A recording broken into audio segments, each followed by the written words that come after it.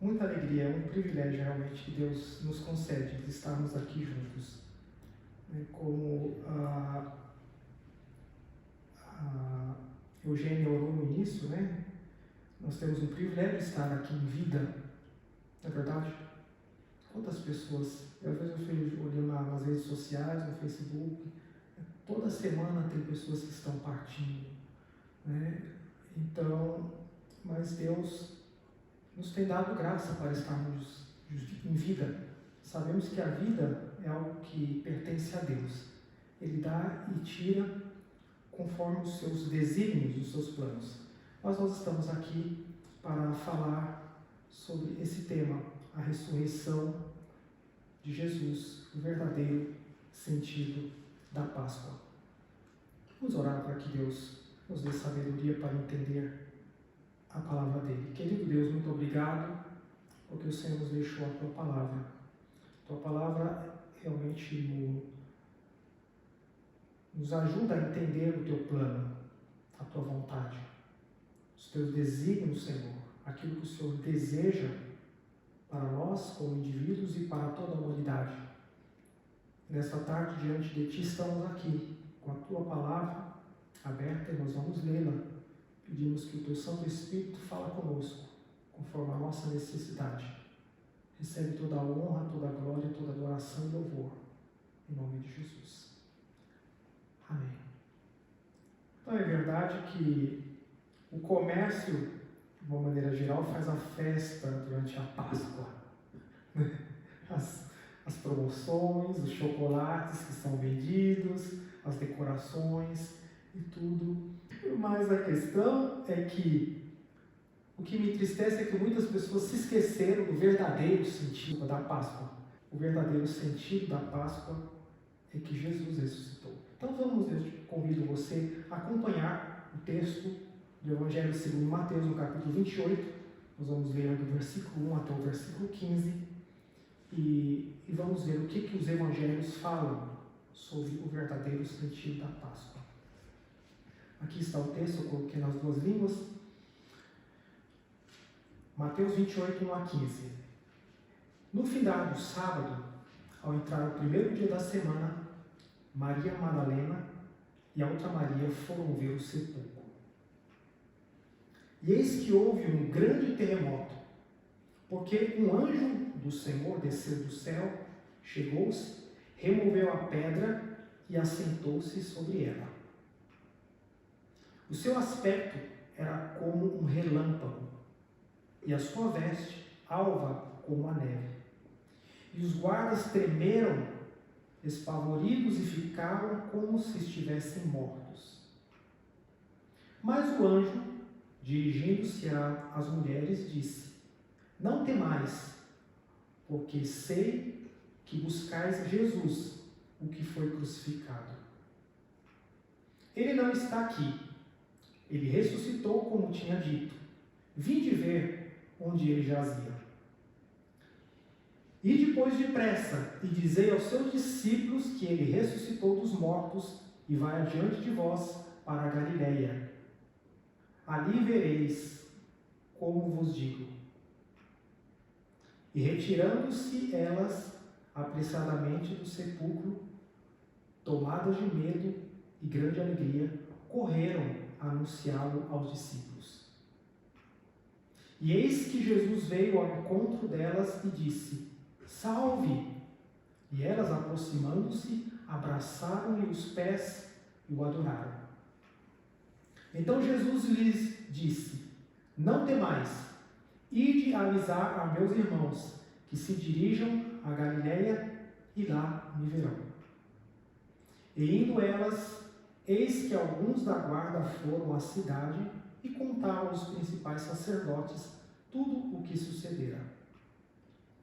Reunindo-se eles em conselho com os anciãos, deram grande soma de dinheiro aos soldados, recomendando-lhes que dissessem: Vieram de noite os discípulos dele e o roubaram enquanto dormíamos.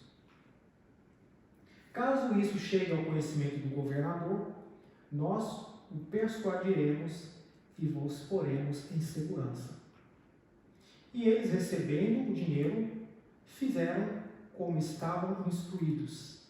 Esta versão divulgou-se entre os judeus até o dia de hoje.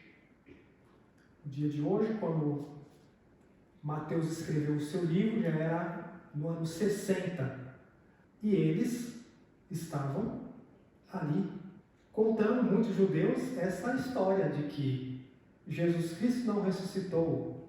Foi os discípulos que vieram, roubaram o corpo dele, né? E tudo foi resolvido. E eu fiquei olhando esse texto e dizendo: olha, tudo o que aconteceu, desde quando Jesus foi preso, até a morte e a ressurreição, foi ouvido de muitas coisinhas humanas, né? Um justo que foi condenado, uma multidão que gritou: solta Barrabás, que era um assassino, e Pilatos, que poderia muito bem liberar Jesus. O que ele fez? Lavou as mãos e disse: ok, já que vocês, a multidão, estão pedindo para soltar o Barrabás, o assassino, vamos soltar o assassino. E ainda, ele poderia dizer mais: esse ano vou liberar 2 pessoas. Já que vocês estão pedindo o assassino, eu vou liberar, mas vou liberar também Jesus. Mas não. Ele perguntou para a multidão: o que ele vai fazer com esse justo? E a multidão: crucifica-o, crucifica-o, crucifica-o. E ele lavou as mãos e disse: olha, eu lavo as minhas mãos diante do sangue desse justo, porque Pilatos disse da própria boca que ele sabia que Jesus era justo, não tinha cometido nada que merecia uma morte na cruz. Lavou as mãos e que no final Jesus sofreu, apanhou e foi crucificado. E você lê a história, os soldados. Então cada um teve a sua participação. Enquanto Maria Madalena chorava, a Maria, mãe de Jesus, chorava, os discípulos, tristes, vendo essa cena, teve os soldados que foram tirar a sorte sobre a roupa de Jesus, a túnica. Olha, uma túnica bonita, né? Vamos tirar a sorte aqui para ver quem vai ganhar essa roupa nova? Jesus, ainda lá na cruz, sofreu escárnio de todo mundo. Alguns passavam, olhavam e diziam: você não é o Filho de Deus? Então desce daí. Salvou todo mundo, não pode salvar a si mesmo. E ficavam zombando de Jesus. dois ladrões para fazer companhia. É interessante notar que morte por crucificação era algo do Império Romano. Muitas e muitas e muitas pessoas foram mortas crucificadas. Tem pessoas que pensam que foi só Jesus. Não, era uma prática do governo romano, um governo cruel, né? Que torturava as pessoas, crucificavam prisioneiros, assassinos, ladrões. Então muitas pessoas no Império Romano morreram crucificadas. Mas a diferença é que Jesus não tinha cometido nada, era um justo. E estavam os dois ladrões ali. E um começou a dizer, mas você é o Filho de Deus, desce daí e tira a gente daqui. E do outro lado, o outro pelo menos, o outro ladrão, a Bíblia diz que era um ladrão, ele estava ali porque merecia estar ali. Ele disse, olha, nós estamos aqui porque somos dignos, merecemos essa pena. Mas esse homem nada fez para merecer esse tipo de morte como nós. E virando-se para Jesus, ele disse, Senhor, o Rabone, o Mestre, lembra-te de mim quando entrares no teu reino. E que linda a resposta de Jesus para aquele homem. Hoje mesmo você estará comigo no paraíso. Ele não disse vocês para os dois. Ele disse você, aquele que creu. E é como se eu vejo esse olhar que um dia se voltou para mim que crio em Jesus. E é como se Jesus disse para mim e para você que crê nele, um dia você estará comigo no paraíso. Amém? Então Páscoa é momento de lembrar todas essas verdades, para que a gente não perca a esperança. A promessa que Jesus fez para aquele ladrão na cruz é válida para toda a humanidade que crê nele. Quem crê, um dia vai estar com ele no paraíso. Então vamos falar algumas coisas aqui. O que era a Páscoa antes de Moisés? Porque se você vê aqui, a partir do capítulo 26, 25, 26 de Mateus, era a preparação. Então Jesus disse, olha, é o terceiro ano que eu participo da Páscoa com vocês. Tem um quadro muito conhecido que chama A Última Ceia. Vocês já viram, né? Todos sentados lá e até porque tem alguns erros culturais ali, porque o pintor que fez ali, o pintor italiano muito conhecido, ele fez uma mesa alta, mas provavelmente Jesus Cristo estava no chão, conforme o costume dos judeus, né? Sentavam no chão. Mas os preparativos da Páscoa, Jesus disse, olha, é a última ceia é a última Páscoa que eu vou celebrar com vocês. Então, por que era a Páscoa antes de Moisés? Como é interessante lembrarmos que a Páscoa, em um período anterior a Moisés, era um ritual que festejava a chegada da primavera entre os pastores nômades.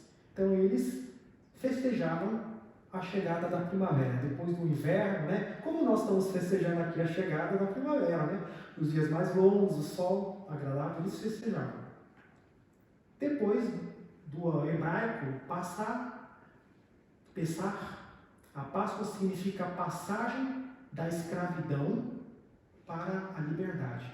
Então vocês vão lembrar o que aconteceu com Moisés antes de sair do Egito. Então foi ali que foi estabelecido pela lei mosaica essa festa que todo judeu, uma vez por ano, tinha que praticar para não se esquecer de que eles tinham sido escravos e foram libertos.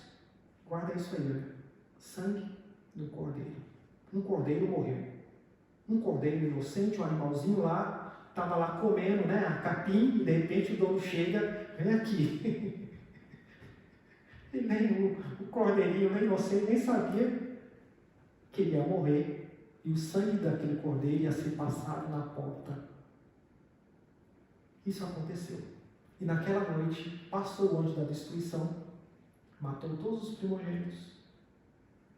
Mas aonde tinha a marca do sangue na porta, o anjo da destruição não passou, não entrou ali. O sangue do cordeiro deu proteção para aquelas pessoas. Agora, é o sangue que protegeu? Não, é a fé, porque eles creram. E se algum judeu dissesse assim, mas eu só tenho um cordeirinho tão bonitinho, é o nosso animal de estimação, eu estou guardando ele para a minha festa de aniversário, eu vou matar e fazer um churrasquinho, não vou matar ele agora não. Pergunta, o que iria acontecer com o filho mais velho daquela família? Iria morrer se o pai não tivesse crido na palavra. E é exatamente isso. Muitas pessoas não estão sendo salvas porque não creem na palavra de Deus. Vamos avançar. Então, todo ano, na noite de lua cheia da primavera, os hebreus celebravam a Páscoa com o sacrifício do cordeiro e o uso dos pães ázimos, significa sem fermento, conforme a ordem recebida por Moisés em Êxodo capítulo 12, versículo 21, 26 e 27, e Deuteronômio capítulo 12, versículo 42. Era uma vigília para lembrar a saída do Egito, forma pela qual tal fato era passado de geração em geração. Então, ano após ano, eles se lembravam disso. O cordeiro, outra figura central. O cordeiro é o símbolo mais antigo da Páscoa. Não é o coelho, é o cordeiro.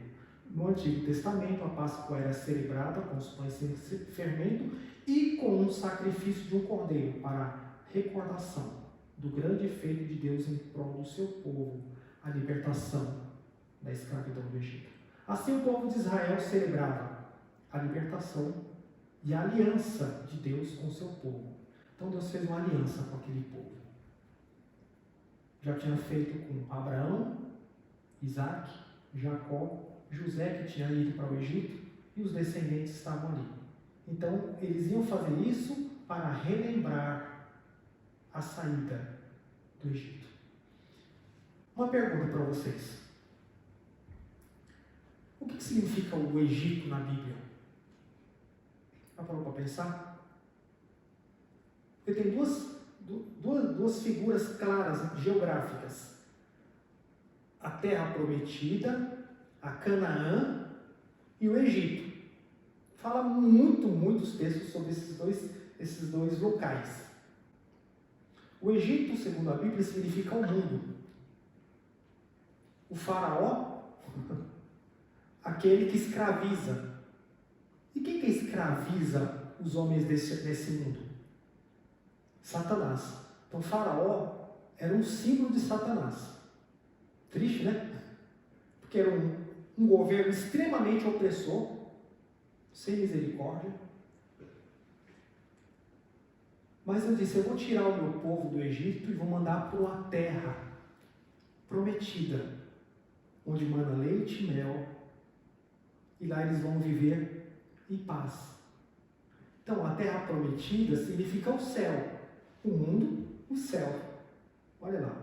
O cordeiro que foi morto lá era um símbolo que apontava para Jesus, que um dia ia ser sacrificado de uma maneira inocente, a derramar o seu sangue, não apenas para cobrir o pecado, mas para perdoar os pecados. Lembra que uma vez Jesus falou para aquele paralítico que levaram lá, desceu, abriu um buraco na parede, desceu, e Jesus, ele disse para o paralítico, perdoados estão os seus pecados. E as pessoas que estavam ali falaram, isso é uma blasfêmia. Quem é que pode perdoar pecados senão Deus?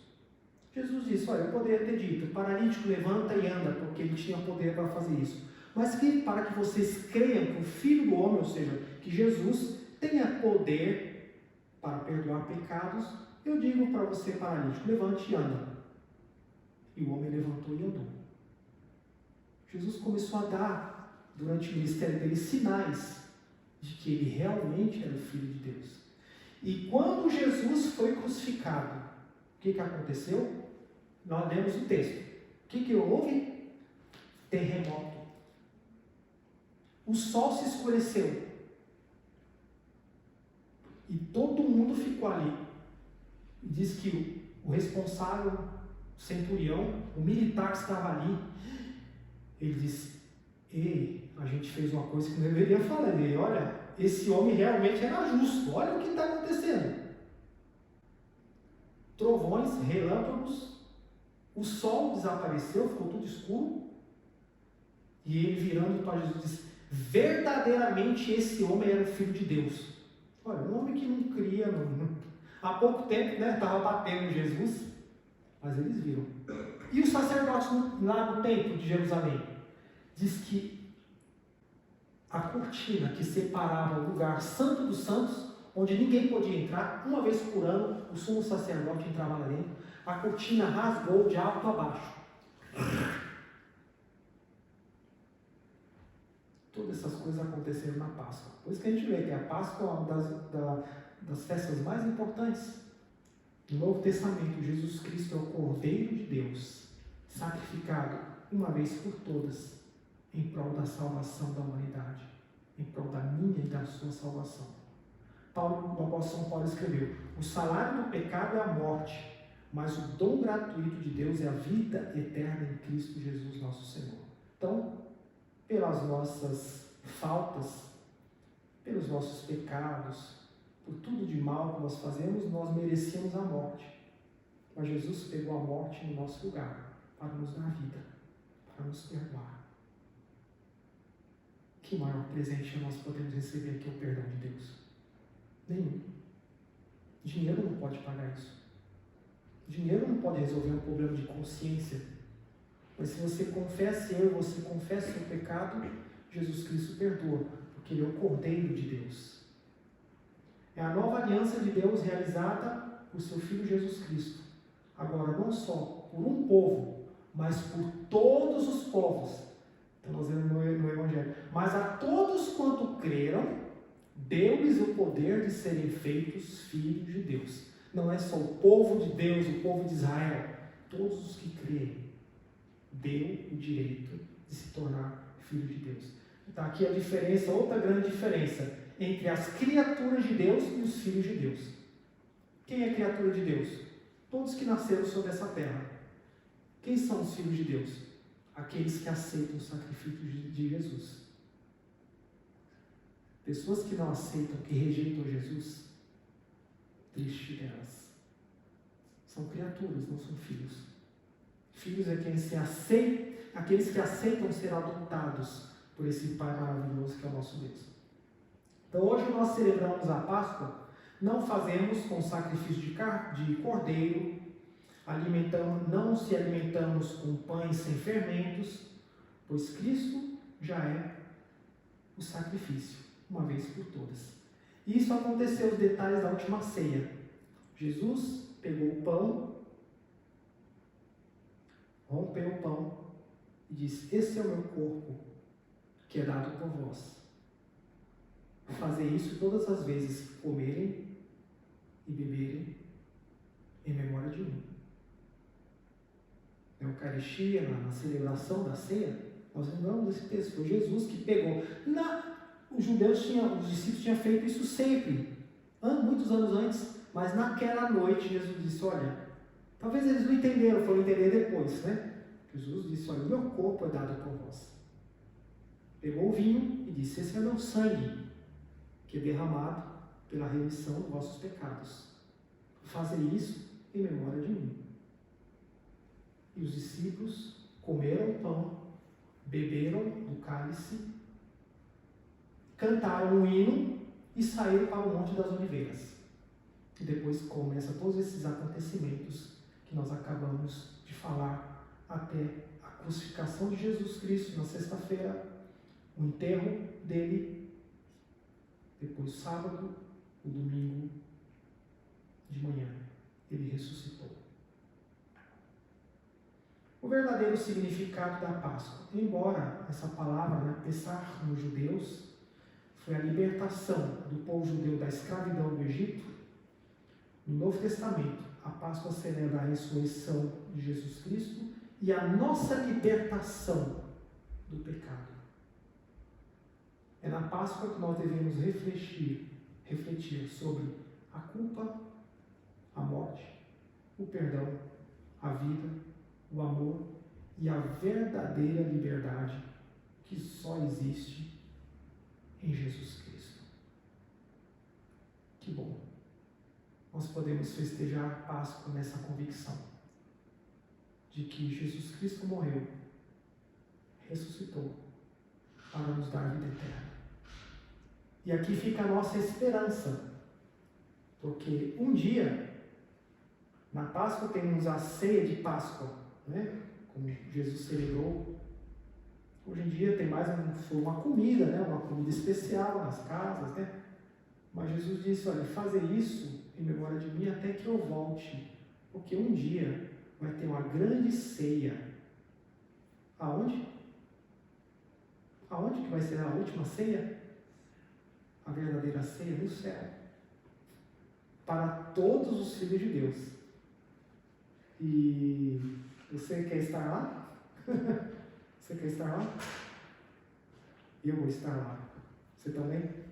Todos nós, filhos de Deus, vamos estar lá para celebrar esse grande evento na presença do Senhor. E a questão é que nós vamos apenas celebrar e voltar para cá, não vamos ficar na presença do Senhor por toda a eternidade. Então vale a pena, na Páscoa, e não apenas na Páscoa, mas todos os dias do ano, relembrar que um dia eu e você éramos escravos. Escravos? Você fala, eu nunca fui escravo? Sim, escravos do pecado. Mas Jesus Cristo nos libertou. A morte e a ressurreição de Jesus Cristo consumou o plano de Deus para a salvação da humanidade. Então nós somos libertos. E hoje nós podemos cantar, como nós cantamos aqui, né? A alegria da ressurreição de Jesus Cristo. Nós cantamos um hino que diz, porque Ele vive, nós podemos crer no amanhã, olha, olhar lá para frente. Porque Ele vive, nós não temos medo de nada.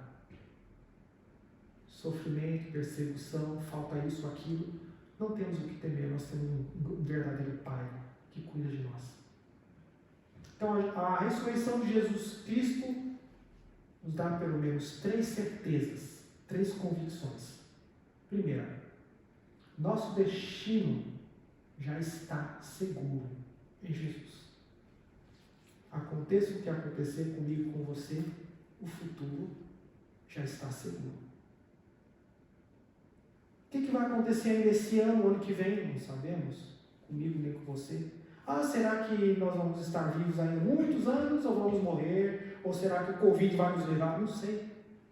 A convicção, a primeira, é que o nosso destino, a nossa destinação final, já está seguro. Sabe quando você paga um seguro e você lembra, ainda bem, né? Então, se você compra um carro novo, não paga o seguro, de repente tem um acidente, mas quando você, está assegurado, estou assegurado.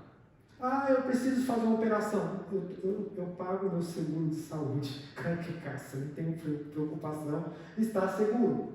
Agora, o maior seguro que existe é esse, a convicção de que o nosso destino final já está assegurado. E quem pagou esse seguro? Jesus. Pagou com o seu sangue. Segunda certeza, a morte é um inimigo vencido. Vencido.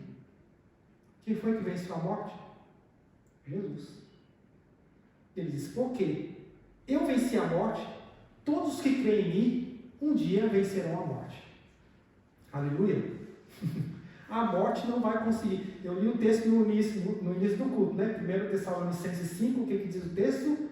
Que quando Jesus voltar, os mortos que morreram em Cristo, ou seja, na esperança, eles vão ressuscitar primeiro. Muitas pessoas também passam despercebido que logo quando Jesus ressuscitou, muitos santos que estavam recém-enterrados ressuscitaram e foram vistos na cidade andando. E o pessoal já pensou, está no texto bíblico, quer dizer, andando na rua, mas você não morreu? Sim, mas Jesus ressuscitou e de repente eu estou aqui. Já é uma prova, né, do poder da ressurreição. Aí você pergunta, quem foi que ressuscitou Jesus? Ele mesmo?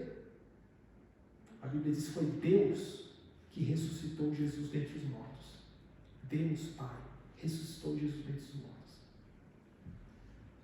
E nós temos esta convicção. Segunda certeza, a morte é um inimigo vencido. Porque a morte pode acabar com o nosso corpo físico, mas não com o nosso espírito, que ele pertence a Deus. No momento que nós morramos, é uma separação do corpo e do espírito. O espírito daqueles que morreram na esperança da salvação vão se encontrar com Deus. Aqueles que morreram recusando o sacrifício de Jesus, infelizmente, irão para a perdição.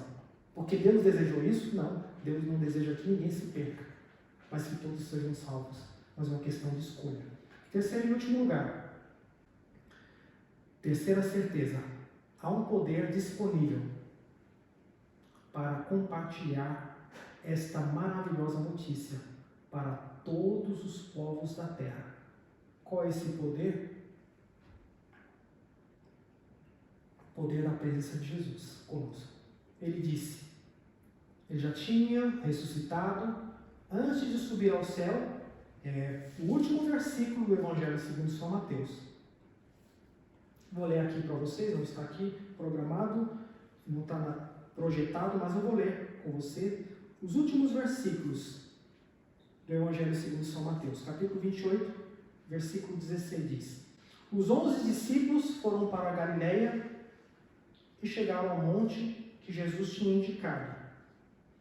Enquanto viram Jesus, o adoraram. Mas alguns duvidaram. Jesus então chegou perto deles e disse: Todo poder me foi dado no céu e na terra. Quem é que pode dizer isso? Em nenhum lugar você vai encontrar Mohammed, ou Buda, ou qualquer outro líder religioso dizer isso. Todo poder me foi dado nos céus e na terra. Só Jesus que disse isso.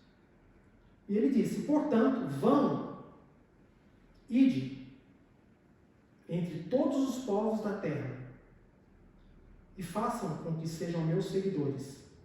Façam deles discípulos. Batize essas pessoas no nome do Pai, do Filho e do Espírito Santo. E ensine-os a obedecer tudo o que tenho ordenado para vocês. E lembre-se disto, aqui, as últimas palavras de Jesus. E eis que estou convosco todos os dias, até a consumação dos séculos. Outra versão diz, até o fim dos tempos.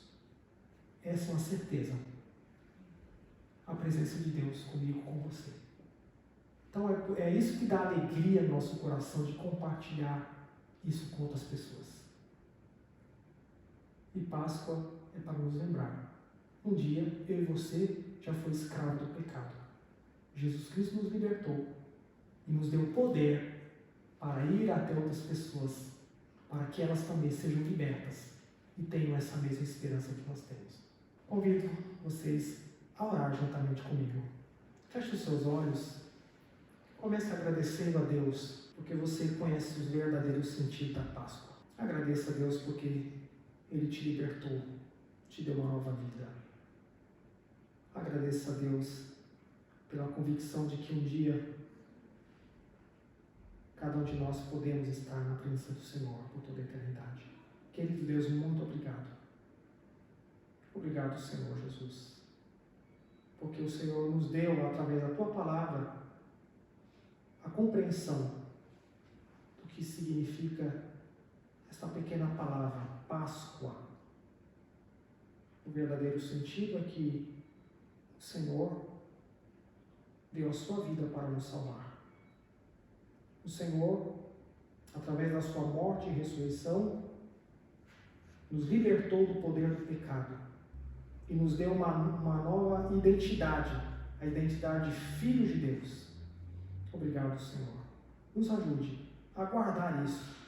Semana que vem já passou a Páscoa, muita gente vai se esquecer, mas nós queremos guardar isso no nosso coração, essa convicção que éramos escravos do pecado. O Senhor nos libertou, hoje nós temos vida. Tem muita gente na nossa volta que ainda continua sendo escravos, e o Senhor quer utilizar as nossas vidas para que eles sejam também libertos e se tornem filhos de Deus. Muito obrigado, porque nós não vamos fazer isso na nossa própria força, mas na sabedoria que vem do Senhor. Por tudo isso nós te agradecemos.